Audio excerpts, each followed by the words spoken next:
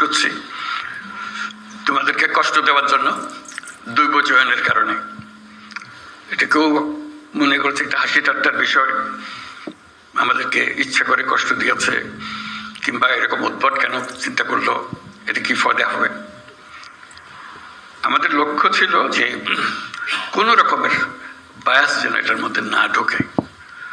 অনেক সময় শত প্রচেষ্টা সত্ত্বেও বায়াস ঢুকে পড়ে নিজের উপরে যদি ছেড়ে দিই, কিন্তু দৈব চয়নটা এসছে যেন নিজেকে থেকে দূরে রেখে ফেলতে পারি। আমরা যে কজনেই এটার সঙ্গে শরিক ছিলাম তাদের কারো কোনো রকমের বায়াস এটার মধ্যে না ঢোকে, যাতে মুক্ত মনে যেখানে জায়গা হয়েছে, আমার নম্বর পড়েছে, সেখানে গেলাম, সেখানে আমি আমার কাজ করব।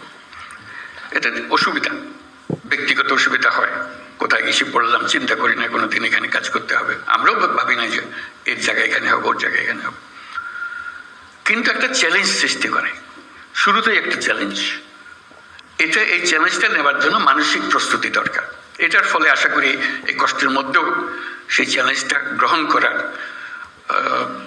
একটা মনোভাব তোমাদের মধ্যে জেগে উঠবে যে আমি এই চ্যালেঞ্জ গ্রহণ করলাম, তাহলে সব জিনিস পরিষ্কার হয়ে আসবে।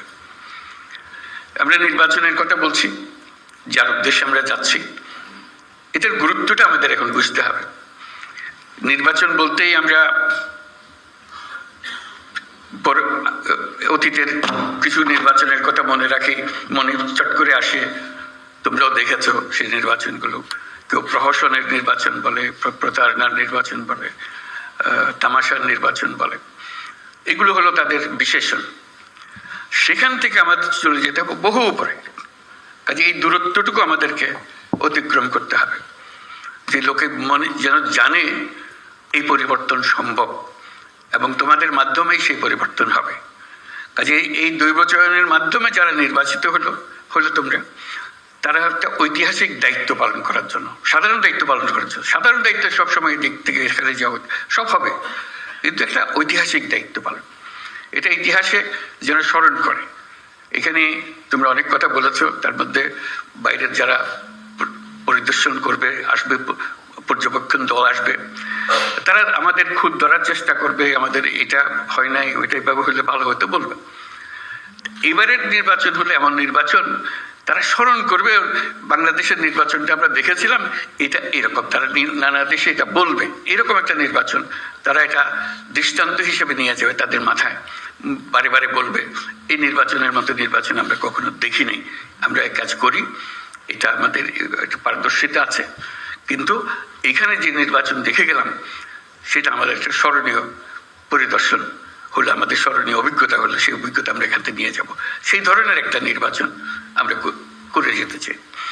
আরেকটা বিষয় হলো, এটা সাধারণ নির্বাচন নয় যে 5 বছর পর পর একটা নির্বাচন হয়, দেশের সরকার পরিবর্তন হয়, এটা রুটিন একটা কাজ।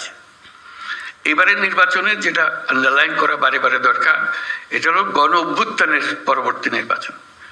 গণ অভ্যুত্থানে যারা শরিক হয়েছিল, আমরা যারা এর সঙ্গে আছি, যুক্ত আছি, এটা তাদের আদর্শ, তাদের স্বপ্ন বাস্তবায়নের ক্ষেত্রে সেই বাস্তবায়নটা আমাদের এই নির্বাচনের মাধ্যমে আমরা করে যাব। যে এই নির্বাচন তোমরা যে স্বপ্ন দেখার মাধ্যমে জীবন আত্মত্যাগ করেছ, সেই আত্মত্যাগের পেছনে যা যা তোমাদের মাথায় ছিল সেটাকে আমরা এখন স্থায়ী রূপদান করতে যাচ্ছি।